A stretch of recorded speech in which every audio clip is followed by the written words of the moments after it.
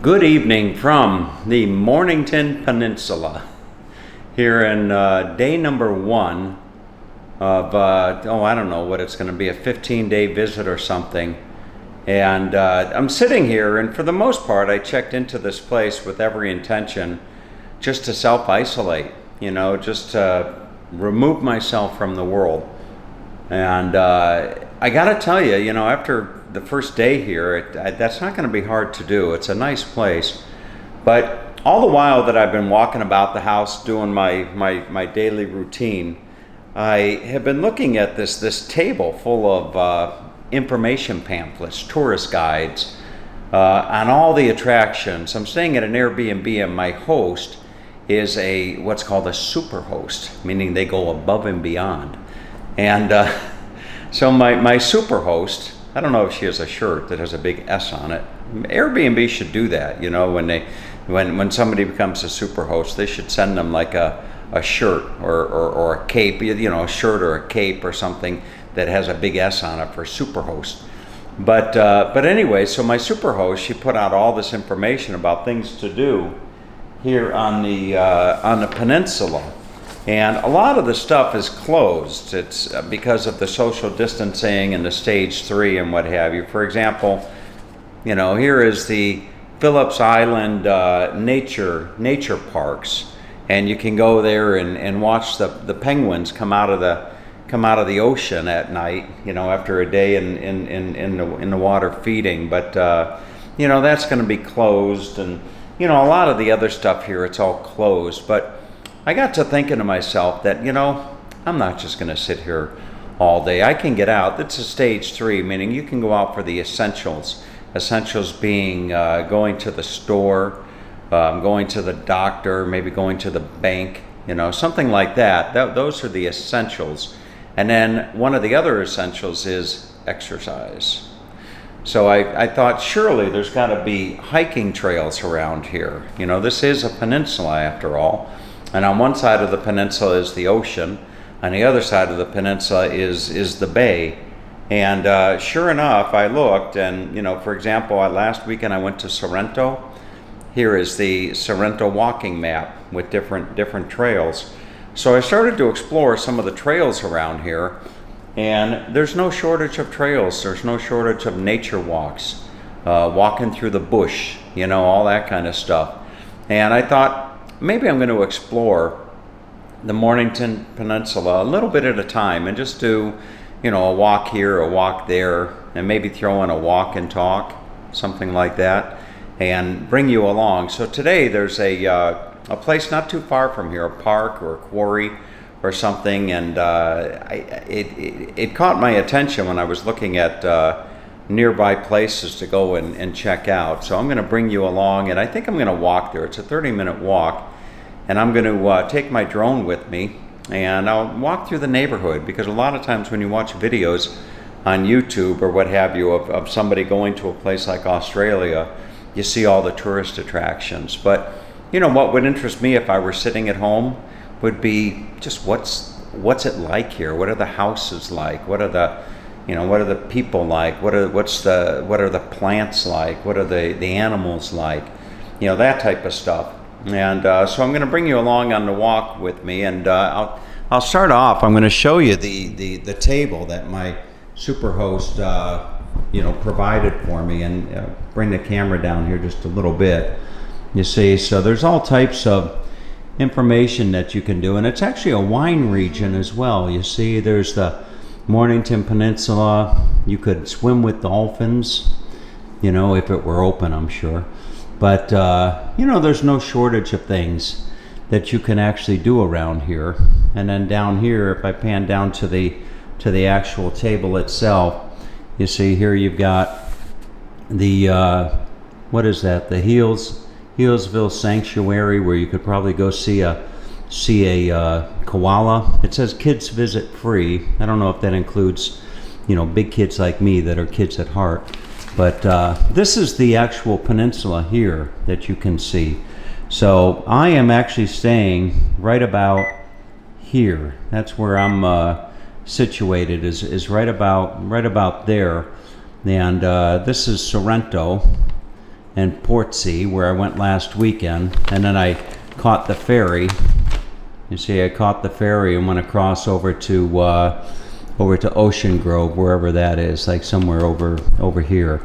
But that's what I'm going to do. I'm just going to spend a little bit of time over these 2 weeks, and to get from one side, to get from where I'm at up here in Mount Eliza, you say Eliza, I say Eliza, to get from up here to just about anywhere else down here, maximum about 30 minutes. So with that said, let's go and explore a little bit. And this would be the street that I am staying at for the next couple weeks, and it's a rather quiet street, but no shortage of just beautiful homes, really nice properties here. And the one that I am staying at is actually no exception. And what I particularly like about the property that I'm staying at is that it has a big open spacious backyard or garden, as they might call it here. And it's just a wonderful setting to sit with the bay windows looking out onto the garden. There's a big beautiful home here. Now, if I'm not mistaken, this is actually a suburb of Melbourne, and the spot that I'm walking to I don't think is much more than about 20 minutes from here. And I think there is a railway museum over there as well that I might be able to share with you. I'm just walking along. I've been walking now for the better part of 20 minutes, maybe 15, and probably should have driven. I'm once again finding myself playing Beat the Clock, and the Beat the Clock or Beat the Sunset, however you want to look at it. I probably have another good 20 to 30 minutes worth of sunlight, so see if I can't make it to this quarry and do some drone footage before it gets too dark. Once it's dark, well, you really can't fly the drone, but we will see if we can't beat the sunset. It's a nice walk. A lot of it is downhill, and as I'm walking downhill, the thought that's going through my mind, I gotta walk back uphill. So it's good exercise, as the saying goes.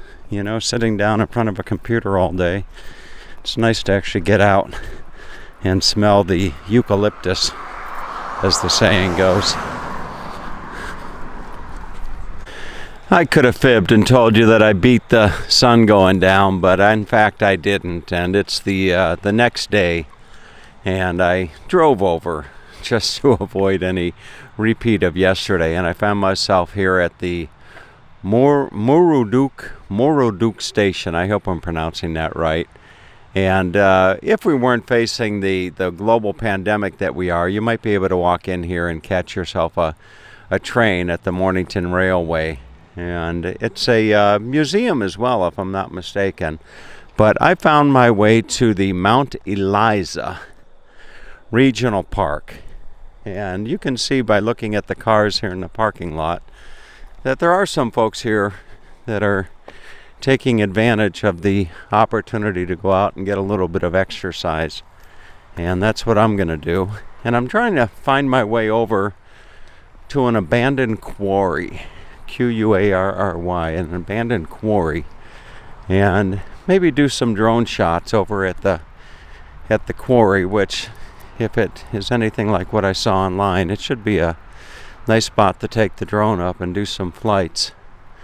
And I'm gonna just walk on the trail here. Here you can see this is the lakeside picnic area. There's not a lot of activity, which is just fine for me, because the less exposure that I have, I think the better, to be quite honest with you. But less exposure than being to other folks, just doing my my bit at social isolation. So let's just go for a little walk and talk here through the Mount Eliza. I asked somebody, is it Eliza or Eliza? And I was told that it's Mount Eliza. So now I have that clarification. Here's some barbecue. I think if you wanted to come and put some shrimp on the barbie. There's some birds there. I don't know what kind of birds those are, but maybe I can zoom in a little bit. Let's see if I can't zoom in and show them to you. There you go. Whatever kind of birds those are. I'm sure that Carlo watching my videos will probably be able to tell us what kind of birds those are. Anyway, let's see if I can't find my way in the direction of the quarry. I found my way onto the trail that'll take me over to the quarry, and I thought to share this view of the park with you. Rather expansive park. As you look, and there's some folks out with their dogs on a walk. But it is it's a quiet evening here in Mount Eliza. Not a lot of people out and about. Headed down another path, and in doing so I thought to share the view with you of the bush, if you will. This is the Australian bush. I think that's what you call it. But you can see looks like a lot of, I don't know if they're dead trees or just it's autumn and maybe they're just have lost their leaves.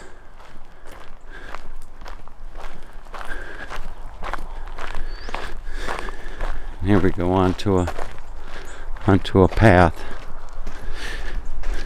Actually, it'd be pretty cool to do a drone flight right through this. Give you a nice view, but I don't think it would be too much different than the view that I'm giving you right now with my camera. What a beautiful evening.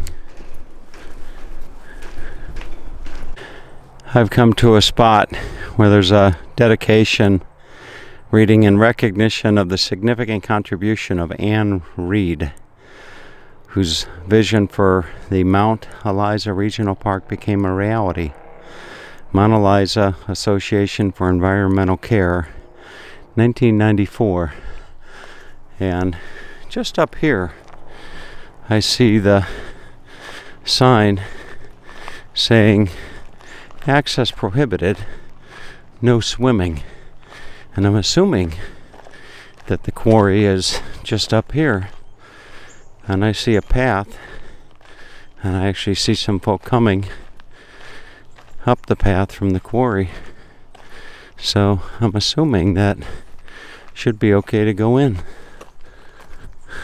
With a little effort, I found my way to the abandoned quarry, and it actually says no swimming, but just over in the distance I see a rope hanging from a tree, which would lead me to believe that folks do in fact go swimming here.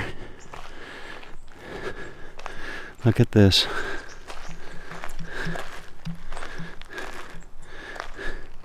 So it should be a nice spot. The conditions to take up a drone are just perfect. There's no wind whatsoever. So that's what I'm gonna do. I'm gonna launch my drone and give you a tour of the quarry from up above, and then maybe give you some shots on the way back I would imagine that this is a little bit of a party place. Looking by the looks of the graffiti on the rocks, and I see, yeah, it looks like there was a fire here with a little bit of a party.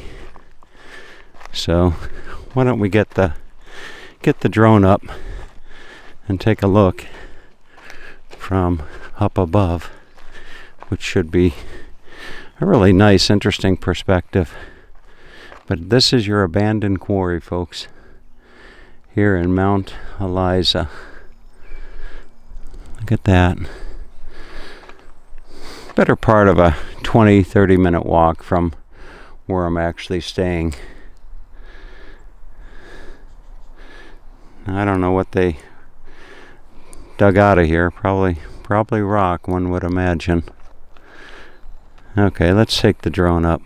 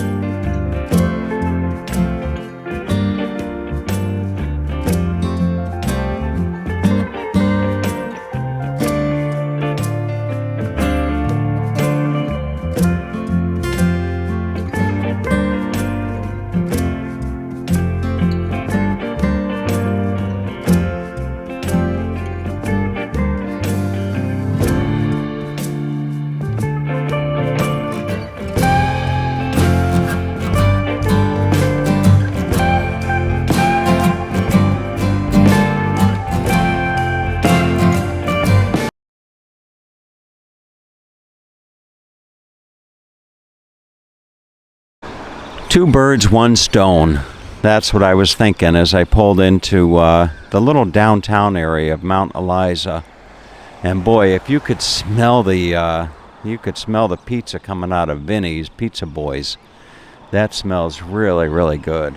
And I decided that I'm going to come in and pick up just a few things that I didn't pick up at Costco, such as some fixins to make some salad and some chicken breast and maybe a little bit of coffee. But for those of you wondering just what Mount Eliza's like, this is the downtown. And, you know, from the looks of the homes in the neighborhood where I'm staying, you know, it's wasn't too difficult to figure out that, you know, the downtown would be similar to what you see right here. And there's just not a lot of people out. And down here they've got the main grocery store down here in Australia, or one of the main grocery stores, interestingly enough, is Woolworth. So you've got a Woolworth, you know, grocery store right here, and I'm going to go in and do a little bit of shopping. And I've got the rubber gloves that Carlo got for me. So I'm going to use put on my rubber gloves, and I don't know that I'll wear the mask, but I'm just trying to minimize all of my interaction with the populace, if you will. But this is downtown Mount Eliza. There's a little bit more to it than what I'm sharing with you, but you get the gist. It's not all that big of a town. So hope you enjoyed the tour. Have a great day.